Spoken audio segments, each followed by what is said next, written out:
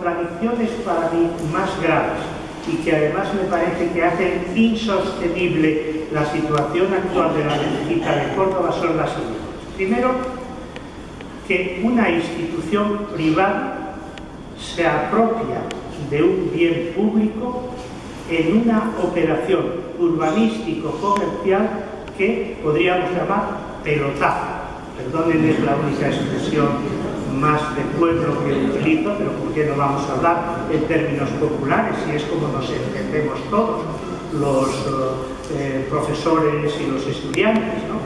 Es decir, que es una apropiación indebida de un bien público por parte de una institución privada que es la Iglesia Católica, pero además con un coste totalmente increíble.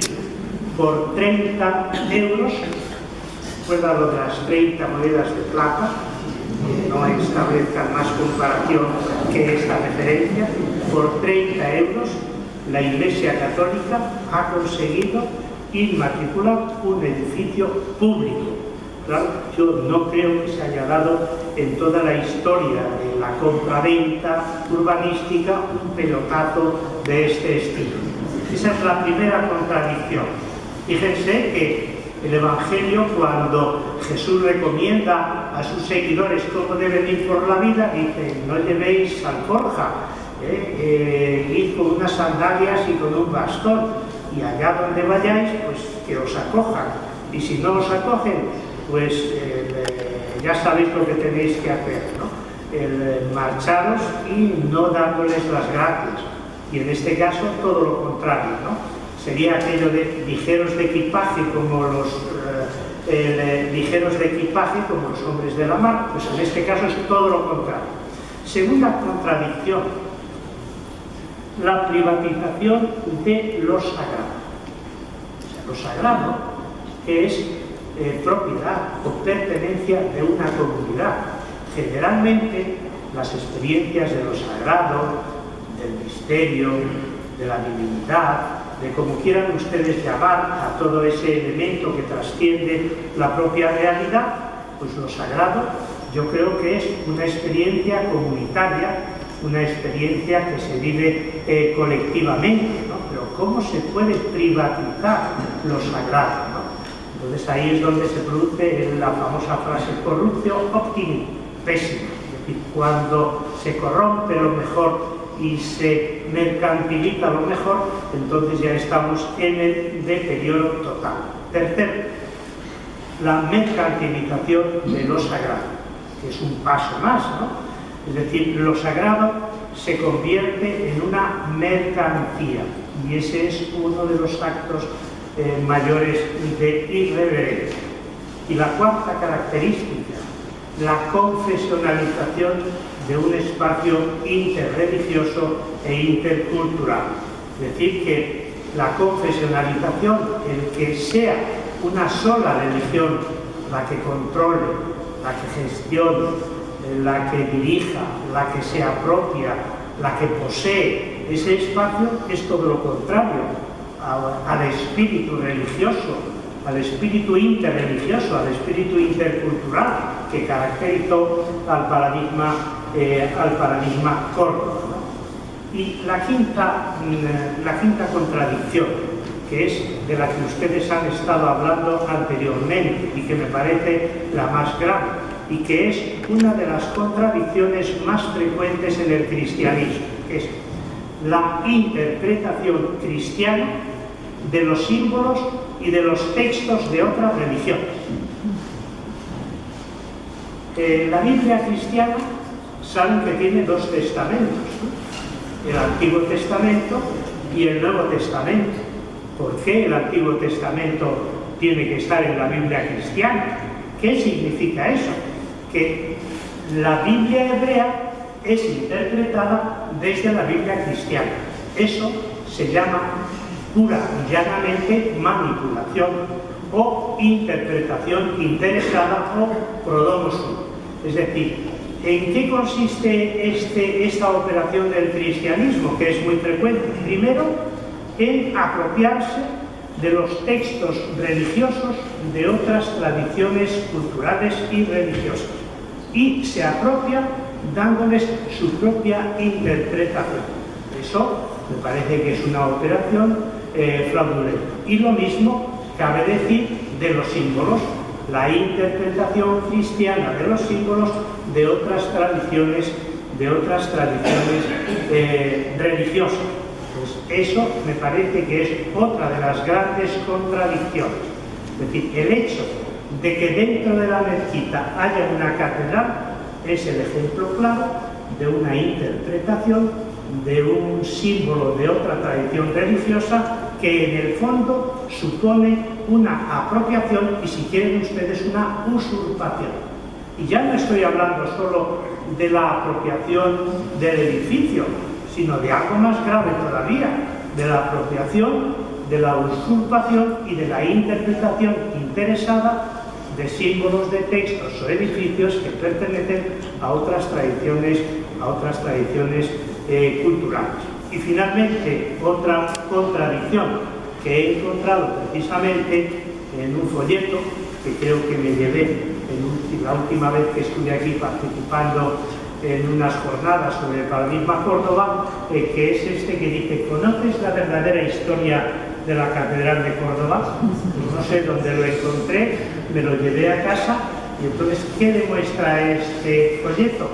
Que existe otra narrativa interesada que nada tiene que ver, o que muy poco, con la historia de este edificio, de este objeto o de este lugar. ¿Cuál sería mi propuesta?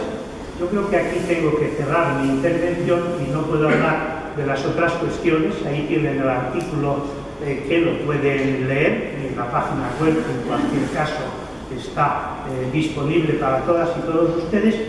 ¿Cuál es mi propuesta para resolver este problema o para salir de estas contradicciones?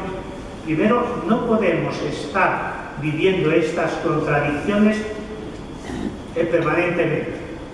Estas contradicciones tienen que resolverse. Claro, quien menos interesado está, o quien menos interesada está en superar las contradicciones, es la Iglesia Católica, y en concreto la jerarquía de Córdoba y de manera especial los canónigos. ¿Por qué? Pues porque aunque viven inmersos en la contradicción, sin embargo sí están instalados cómodamente en las contradicciones porque les resulta rentable. Entonces, ¿cuál es mi propuesta?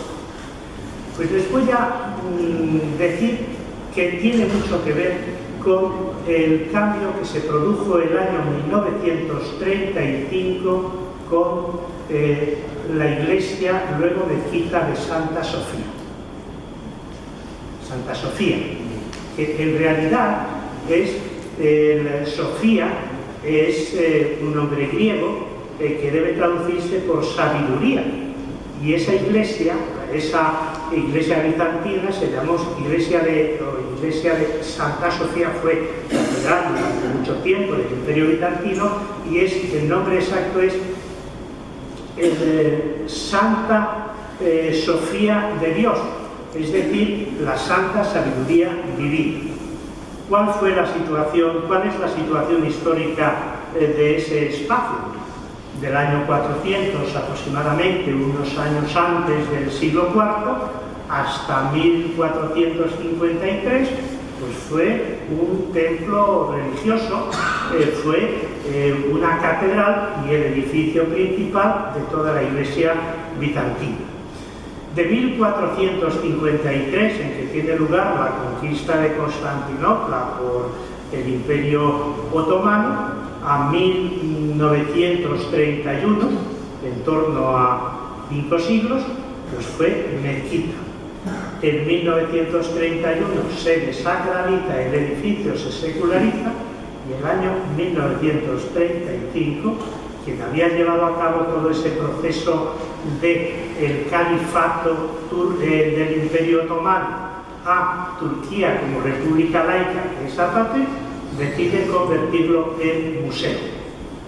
Yo creo que este símil nos puede ayudar mucho para resolver todas estas contradicciones. ¿Por qué? Porque además, en el caso concreto de la mezquita de Córdoba, amén de que es la obra más importante de una civilización de tantos siglos, es patrimonio de la humanidad dentro de una ciudad que toda ella es realmente un patrimonio cultural y no es solo propiedad de los cordobeses. No seré yo, Palentino, quien reclame un mínimo de la propiedad de Córdoba, pero sí, como soy un asiduo visitante y tengo extraordinarios amigos, pues sí me gusta sentirme cordobés al tiempo que palentino y ciudadano universal. Y en ese sentido, yo creo que las contradicciones se superan defendiendo la mezquita como un espacio público y considerándolo